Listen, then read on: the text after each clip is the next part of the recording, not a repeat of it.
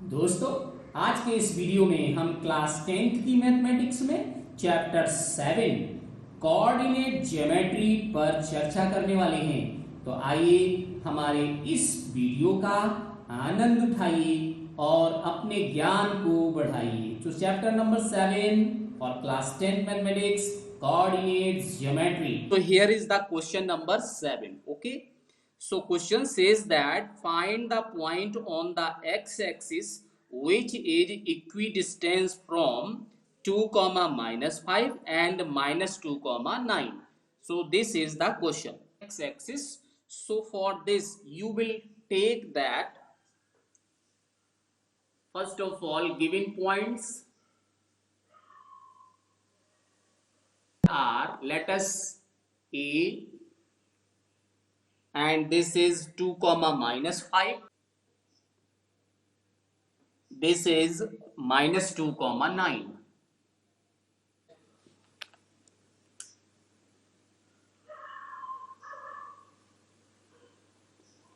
Point P whose coordinate is x comma 0. Okay dear, why it is x comma 0? Question says that point on the x axis. तो देखिए आपका ये y axis है, ये x axis है। इस पर अगर आप कहीं भी पॉइंट लेंगे तो यहाँ पर 2,0 होगा, 3,0 होगा, 4,0 होगा, मीन्स केवल x कोऑर्डिनेट होगा। तो यहाँ पे इसे आप लिख सकते हो जनरली x, 0, चूंकि यहाँ पे y 0 होगा। So question says that find the point on the x axis. तो on the x axis के लिए आप जो पॉइंट कंसीडर करेंगे वो होगा x, 0. अगर यहाँ पे ही वो कहते हैं फाइंड द पॉइंट ऑन, मैंने पॉइंट दो बार लिख दिया, point on the x axis,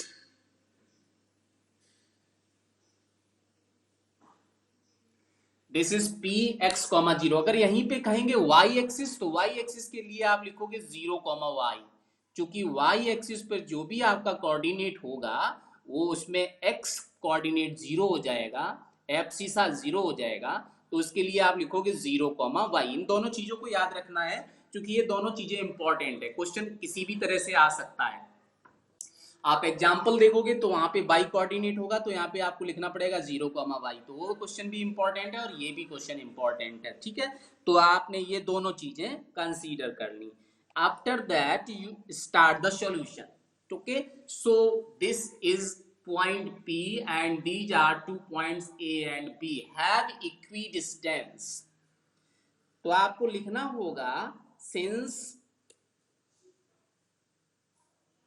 सबसे पहले आप देखो यहाँ पे कोई एक्स एक्सिस और बाई एक्सिस है। थोड़ा सा मैं आपको समझा देता हूं, इसे डायग्राम को बनाने की जरूरत नहीं है।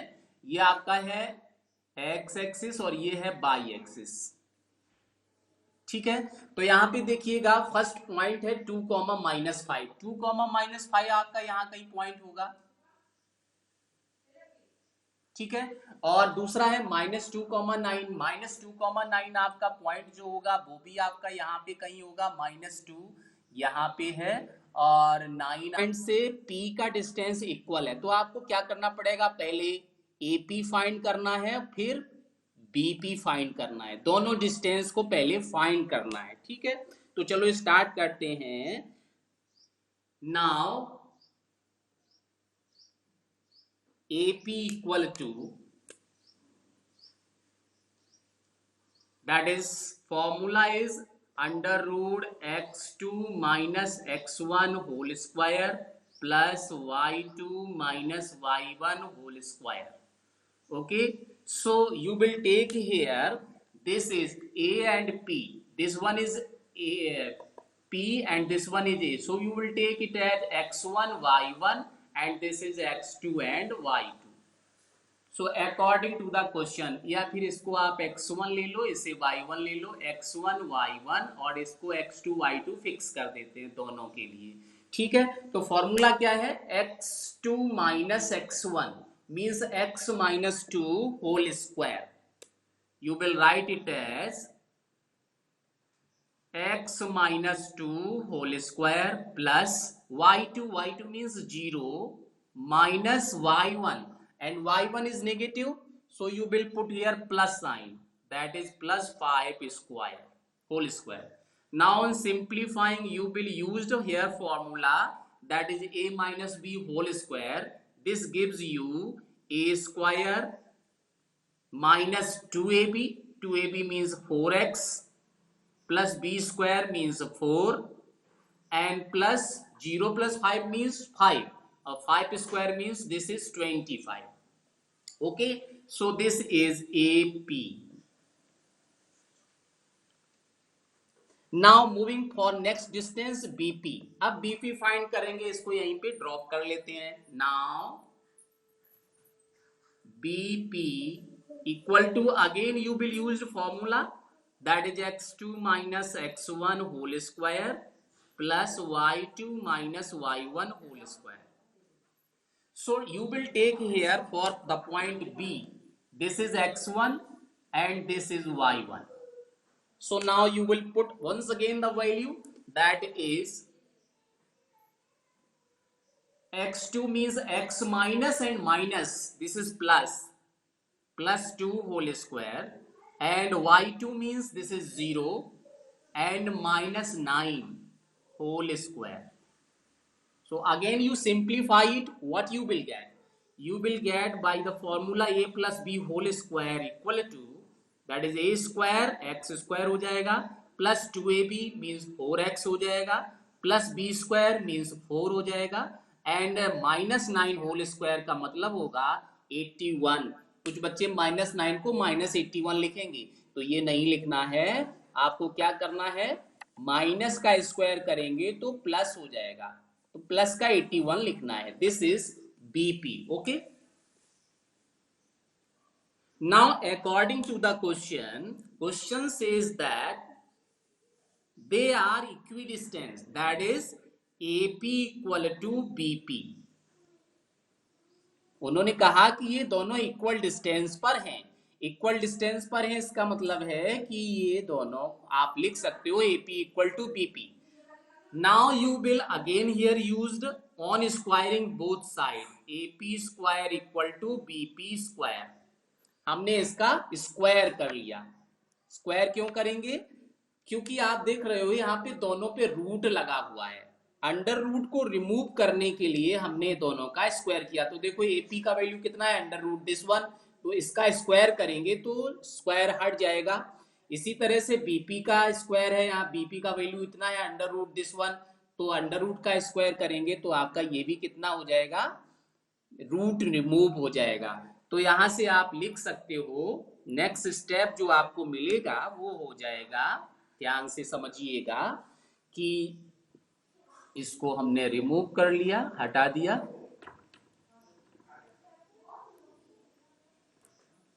तो ये आपका हो जाएगा कितना, first one is AP. AP is x square minus 4x. ठीक है, अब आप देखिए यहां पे कुछ कैंसिल हो रहा है.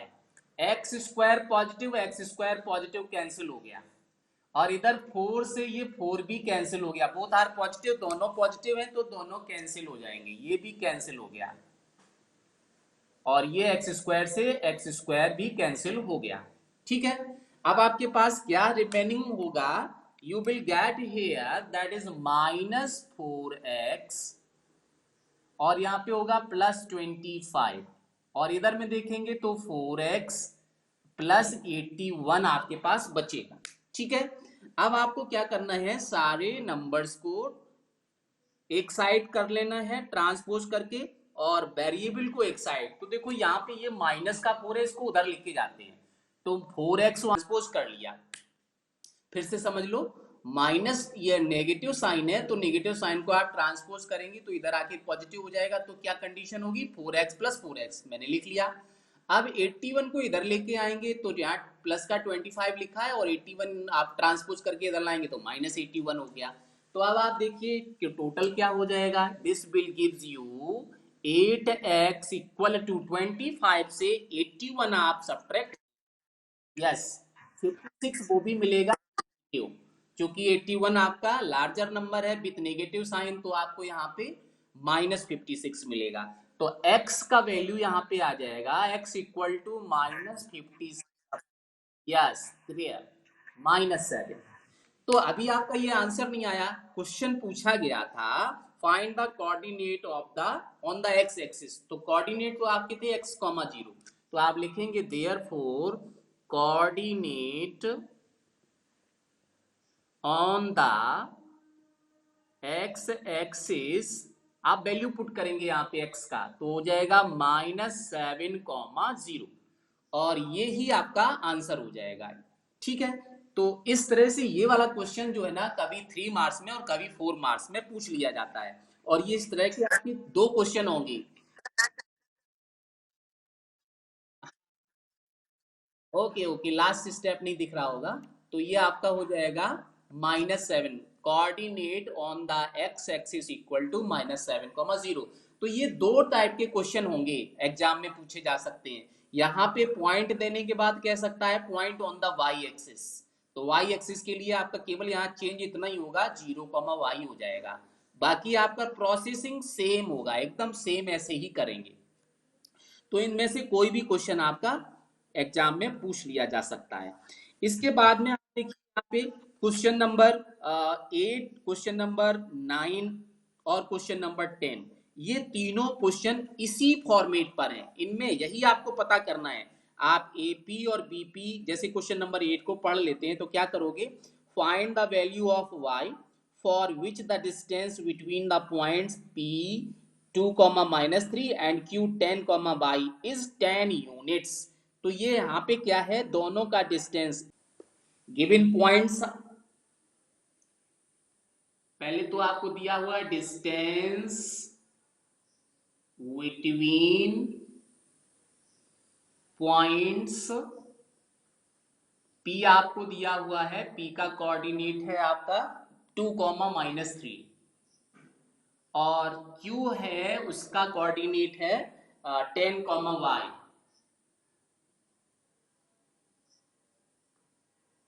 इज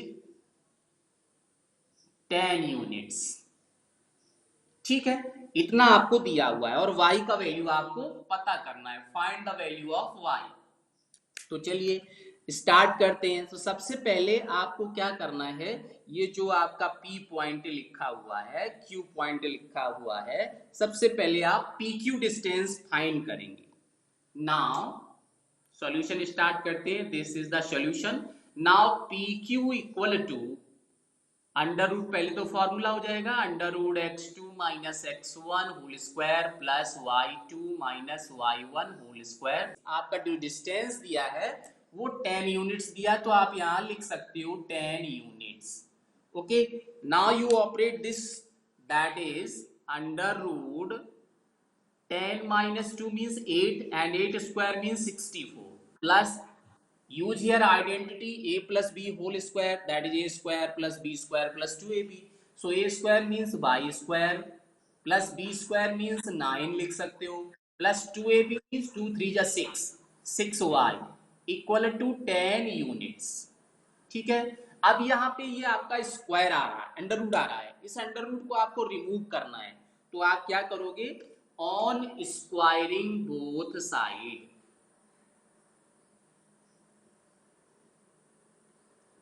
इस स्क्वायर रूट को रिमूव करने के लिए आपको क्या करना पड़ेगा, स्क्वायर करना पड़ेगा, ऑन स्क्वायरिंग बोथ साइड। तो देखिए जब आप इसको स्क्वायर करेंगे तो ये रूट कैंसिल हो जाएगा। अब आपके पास बचेगा क्या, ये बचेगा वाई स्क्वायर, और इधर देखिए 9, इधर 6y पहले है तो 6y लिख लेते हैं, और इसके बाद 64 प्लस 9, 64 और प्लस 9 हो जाएगा 73 इक्वल टू, इधर जब आप स्क्वायर करेंगे राइट हैंड पे तो 10 का स्क्वायर होता है 100। ठीक है, अब आप सभी नंबर्स को एक ही साइड में लेके आइए, तो आपका क्वाड्रेटिक इक्वेशन बन जाएगा। ये हो जाएगा वाई स्क्वायर प्लस 6y और प्लस 73 और -100 होगा। तो 73 में से 100 जब आप माइनस करेंगे तो आपका हो जाएगा 23, और वो भी नेगेटिव होगा, क्योंकि आप 100 को इधर ट्रांसपोज करके लाओगे तो -100 होगा। -100 से 73 को सब्ट्रैक्ट करोगे तो -27 आपका आ जाएगा। अब आप देखिए ये क्वाड्रेटिक इक्वेशन आ गया। अब इस क्वाड्रेटिक इक्वेशन को आपको सिंप्लीफाई करना है, तो क्वाड्रेटिक फॉर्मूला भी यूज कर सकते हैं, स्प्लिटिंग ऑफ मिडिल टर्म भी यूज कर सकते हैं। तो splitting of middle term easy पड़ जाएगा। देखिए 9 3 जा 27 होता है, और 9 में से 3 चूंकि यहाँ नेगेटिव साइन है ना, तो ये 6 सब्ट्रैक्ट करने से आना चाहिए। तो 9 में से 3 सब्ट्रैक्ट करेंगे तो 6 हो जाएगा। तो ये हो गया y square plus 9 minus 3y minus 27 equal to 0। तो इधर में आपका कॉमन क्या है, कॉमन हो जाएगा y, तो हो जाएगा y माइन प्लस 9, और इधर माइनस में 3 कॉमन है तो हो जाएगा y माइनस प्लस हो जाएगा, माइनस कॉमन चला गया तो प्लस 9 इक्वल टू 0। ठीक है। अब आप देखिए जब आपने ये कॉमन ले लिया तो फिर से ब्रैकेट में सेम थिंग्स मिल रहा है, y plus 9 y plus 9। So you will take y plus 9 once again common in these two terms. So what you get? You will get it as y plus 9 and y minus 3 equal to 0। ठीक है। तो यहां से आपको दो values मिल जाएंगे। एक value आपका क्या हो जाएगा, फर्स्ट वैल्यू होगा आपका since factor of product of two factor is 0, so either one is 0 और second is 0। तो ये आपको यहाँ से क्या मिल जाएगा, ये हो जाएगा y, if y plus 9 equal to 0 then y equal to minus 9, and if y minus 3 equal to 0 then y equal to plus। तो यहाँ पे दो वैल्यू आपको मिल गई। ठीक है, एक तो वैल्यू माइनस का 9 मिला और एक आपका वैल्यू मिला प्लस 9। तो ये दोनों ही आंसर हो सकते हैं, क्योंकि मैंने अभी जो डायग्राम बनाया था ना कि यहाँ पे एक्स एक्सिस है और यहाँ पे वाई एक्सिस है, तो कोई पॉइंट है आपका यहाँ पे, तो यहाँ से भी उसका डिस्टेंस वही होगा, यहाँ से इक्वल डिस्टेंस। तो यहाँ से मान लो यहाँ 10 यूनिट्स दिया, तो यहाँ से भी 10 यूनिट्स हो सकता है, यहाँ से भी 10 यूनिट्स हो सकता है। तो ये दोनों में से कोई भी आंसर हो सकता है, तो वो मैं आपको समझा रहा था। तो यहाँ पे आंसर आप फाइनली लिखोगे therefore value of y equal to 3 comma minus 9, या फिर ना -9,3 भी लिख सकते हो, कोई प्रॉब्लम नहीं है। तो ये वैल्यू होगा या ये वैल्यू होगा। ठीक है। अब यहाँ पे कॉमा करके नहीं लिखना है, क्या करके लिखना है, और करके लिखना है, क्योंकि या तो ये वैल्यू होगा या फिर ये वैल्यू होगा, और -9 दोनों में से कोई भी वैल्यू आप ले सकते हो। तो ये भी आंसर होगा, ये भी, तो और करके लिखना है, तो ये इसका आंसर हो गया। ठीक है। इसी तरह से आपका सेम क्वेश्चन नंबर 9 और 10 करना है, बिल्कुल सेम टू सेम है। क्वेश्चन नंबर 10 तो यहीं पे छोड़ ही देना है, जैसे इक्वेशन बन जाएगा फिर आपको आगे सॉल्व नहीं करना। वो क्वेश्चन नंबर 10 में पूछ रहा है कि रिलेशन बताओ क्या होगा, तो रिलेशन आपका ऐसे ही आ जाएगा और इसे यहीं पे छोड़ देना है, आगे सॉल्व नहीं करना है। ठीक है। और क्वेश्चन नंबर 9 आपका ठीक क्वेश्चन नंबर 7 की तरह करना है, तो जैसे 7 किया था वैसे ही 9 कर लेंगे। ठीक है। तो ये तो था आपका exercise segment. Let this is a line segment having point P and Q and whose coordinates are x2, y2, and this have the coordinate x1, y1. These are 2 points, and let us say third point M, which is divide this line segment into the ratio m and m। तो यहाँ पे आपका जो formula है m1 m2 करके है, तो हम m1 m2 ले लेते हैं, इसको पॉइंट को दूसरा कुछ ले लेते हैं, a ले लिया। ठीक है। सो क्या है, एक बार फिर समझ लो, let's these 2 points on a line segment and third point divide this line segment into the ratio m1 and m2, then the coordinate of this point A will be x, 0 or x, y.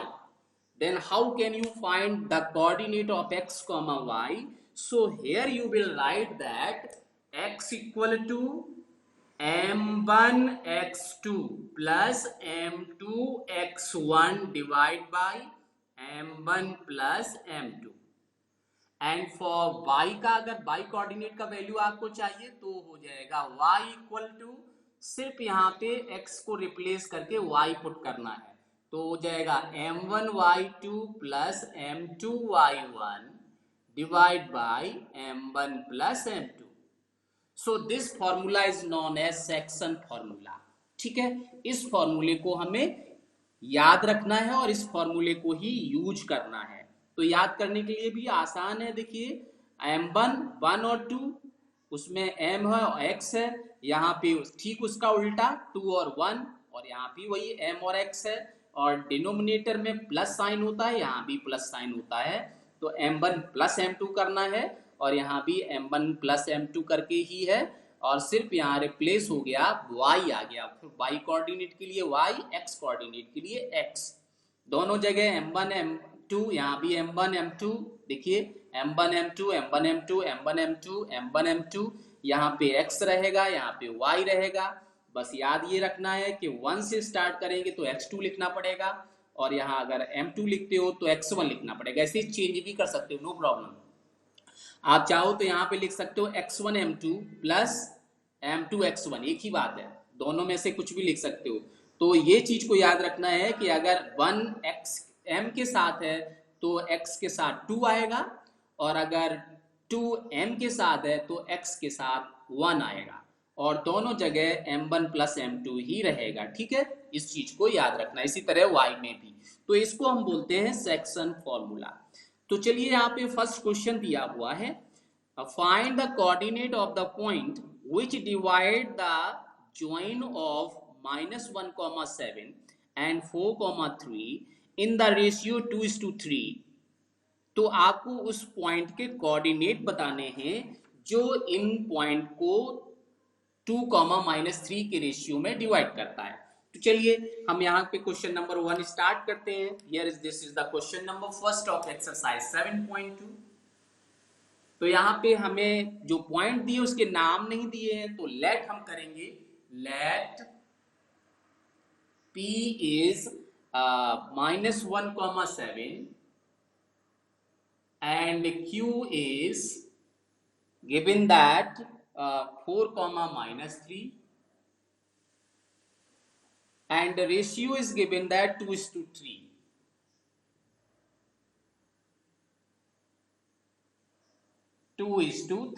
ठीक है, तो इसी को अब हम diagram में भी लिख सकते हैं। यहाँ पे P की x1 x2 की जगह हम लिखेंगे -1, 7, और यहाँ पे जो Q है उसकी जगह लिख सकते हैं 4, -3, और x और y आपको चाहिए, m1 की जगह आप लिखेंगे 2, और यहाँ पे m2 की जगह पे लिखेंगे 3। ये आपको रेशियो दिया हुआ है, डायग्राम आपने बना लिया, आपको क्या चाहिए, x और y चाहिए। ठीक है, तो चलिए यहाँ पे आप एक, हाँ ये डायग्राम बना तो आपको अच्छे से समझ में आएगा, नहीं बनाते हैं तो कोई प्रॉब्लम नहीं, मार्क्स नहीं डिडक्ट होगा। ठीक है, तो आप देखिए यहाँ पे मैं आपको समझाने के लिए कर रहा हूँ, y1 इधर पे हो जाएगा x2 और ये हो जाएगा y2, ये आपका वैल्यू है m1 का और ये वैल्यू है m2 का। तो डायग्राम अगर आप नहीं बनाते हो तो भी ये चीज आपको लिखनी होगी, नहीं तो आप मिस्टेक कर लोगे वहां पे। तो m1 ये हो गया, m2 ये हो गया, इधर x1 y1, ये x2 y2 हो गई, ये तो लिखना ही लिखना है। आप यहाँ भी लिख सकते हो डायरेक्ट, यहाँ पे m1 m2 लिख सकते हो, कोई प्रॉब्लम नहीं। और डायग्राम मैंने बना के समझा दिया तो आपको ये समझ में आ गया कि इसका स्टेटमेंट क्या कह रहा है। स्टेटमेंट ये कह रहा था कि लाइन सेगमेंट था, उसके एक पॉइंट पी क्यू थे, और वहां पे एक थर्ड पॉइंट कोई है जो इस लाइन सेगमेंट को 2 और 3 के रेशियो में डिवाइड कर रहा है। तो आपको ये बताना है कि जो पॉइंट है उसके कोऑर्डिनेट क्या है। तो चलिए स्टार्ट करते हैं। आप यहाँ पे सीधा लिखोगे, सिंस वी नो दैट,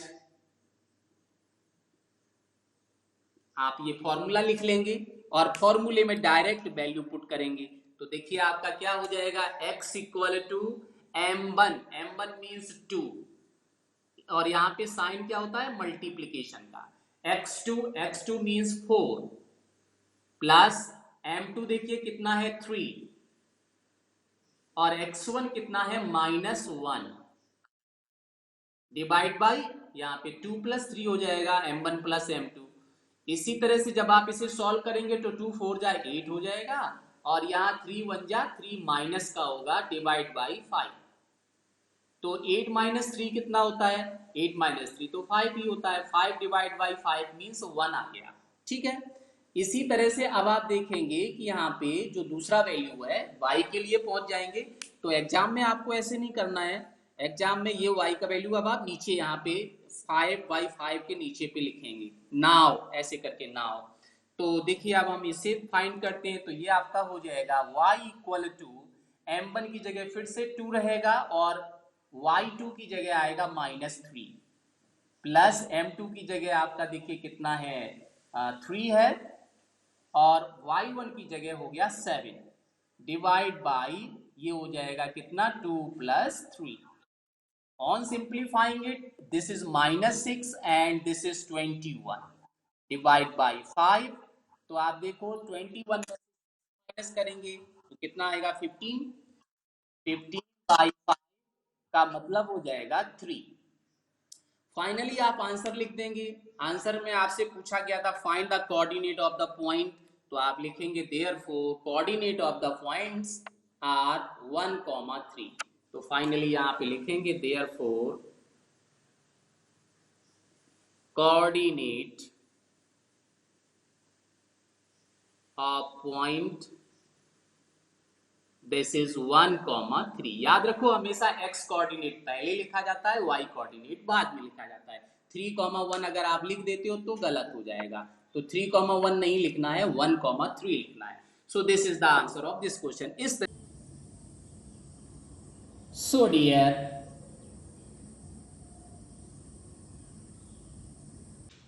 तो दोस्तों हमारा ये वीडियो अंत तक देखने के लिए आपका बहुत बहुत धन्यवाद।